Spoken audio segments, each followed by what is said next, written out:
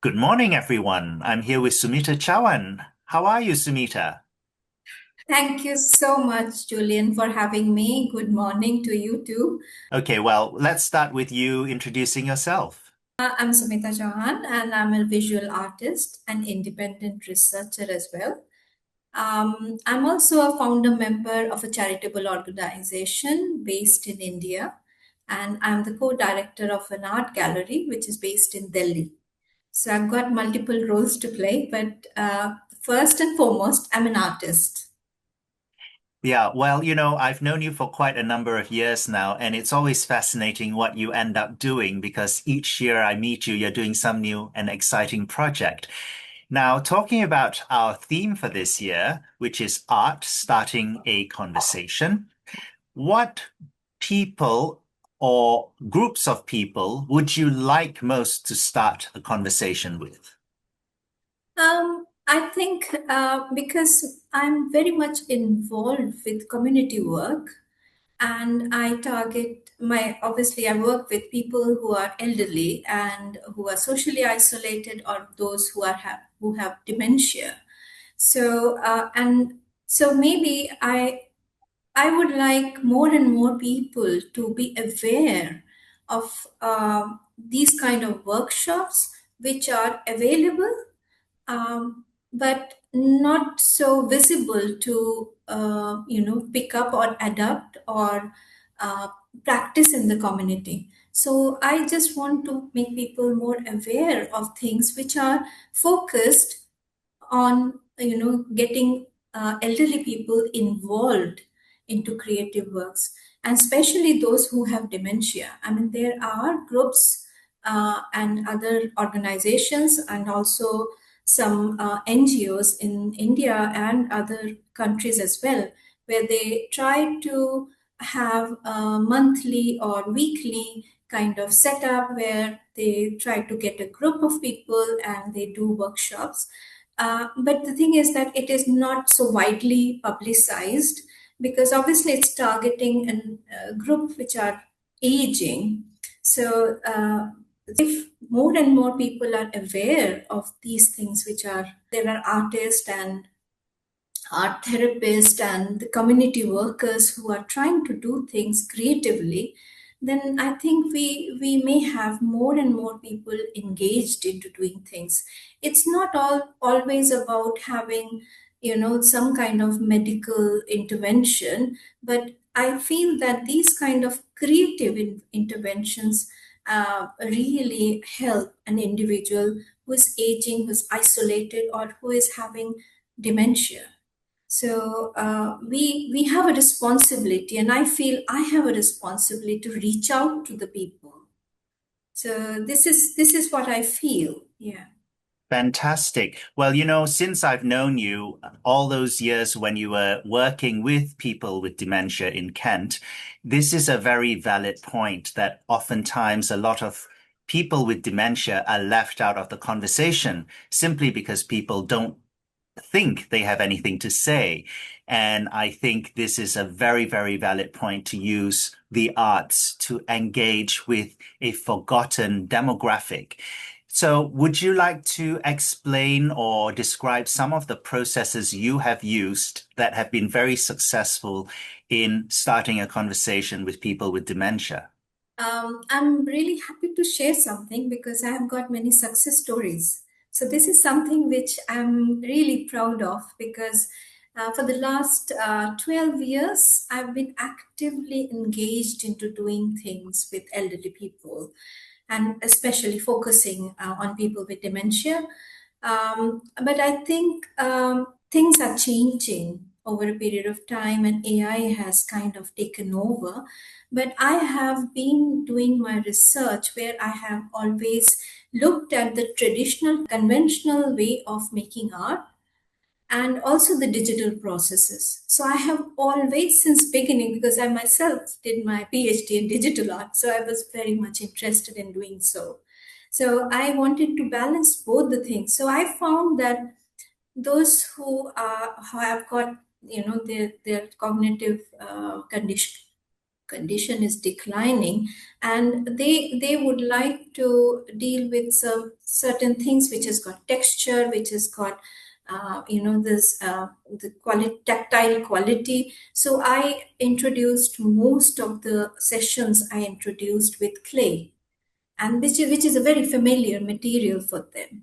But I found that those were really great success. But I have also done with paper mache, with 3D doodler pen. I have done many kind of workshops that way. So I've introduced many things, and uh, taking the steps forward, what I did was I also introduced augmented reality, virtual reality, and now what I am doing is I'm picking up smartphones because many of them are quite comfortable in looking at a small screen. And from my studies, I found that they can focus very well on a small screen. So if I'm asking them to take a picture, they know that they have to tap on the screen and to take a picture. So that mechanism, whatever is going on in their brain, is still intact. So most of them are able to do it. It's not a very heavy, tedious work like manipulating clay or something like that. So it's very easy. So they take a picture, and then I ask them to transform that to digitally into something else. So they can make it as an oil painting or a sketch or just black and white. So, and then it is kind of conversation. I always talk with them. So I can say that it becomes a source of conversation and also a source of reflection because we are talking all the time. Why he or she took a picture and what is good about it. And once it's transformed digitally, you know is it good, or if it is not good, why it is not good, and what we can do further. So it's kind of trying to do more and more, but I'm very happy to say that I've found most of them were very eager to complete the task. That's very important for me. Yes. Well, given your experience in Kent, also working with people suffering from dementia, and your experience now working in India, would you say there were many differences in terms of techniques or approaches? Yes, India is a big country. We can't reach everywhere. That's the problem. In the UK, I like to pick up many things from the UK because it becomes a study for me, a area of study where I can pick up things which is going on, and I introduce it back home in India. And I see the difference. The difference is obviously the cultural background, and also people are not so aware of dementia. Even in the UK, there are some people who still don't consider, they're not free about talking about dementia. In India, there are more people, and we are not so openly discussing about it. But beside that difference, I think that we can't just the creative level, because I found that once I got involved with working with anyone, or because I've done it internationally also, online projects internationally, and I found that everyone have, in their own way, have tried to get involved. It's never been a complete no to me. So I have been always encouraged to go on. So yeah, so that is something which I'm very happy about, and I think it will take some time for India to completely, do this in every states, because we have so many states, and it's coming up. It's slowly building up, but we need people. We need more workers. We need those who really know about dementia. I think Well, UK is doing quite a lot to train nurses, to train workers, care workers, and everyone. And India has already started doing that. We do have some special nursing homes and all, but we need more because we are more in number. well, like all things, good things need time to develop, and we need people to help develop them. Now, earlier on, you mentioned that you were working with other arts organizations and creatives in India to try and get into this conversation with people with dementia. How have you found that conversation? And if you could change one thing about that conversation, what would it be?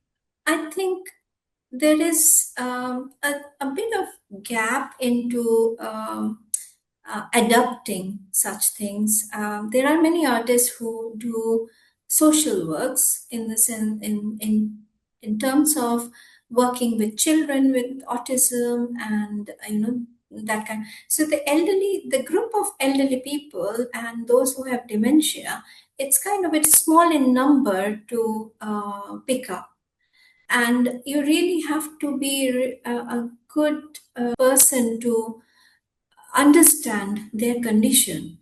So not everyone knows about this. So that is where the gap is. But otherwise, if an artist is able to express on canvas, on a piece of paper, or on the surface of a wound, the artist can always do it with another person and work with them, because I believe that co-creation is very important in these kind of workshops, especially the elderly people with dementia. So there are artists who really work together with people.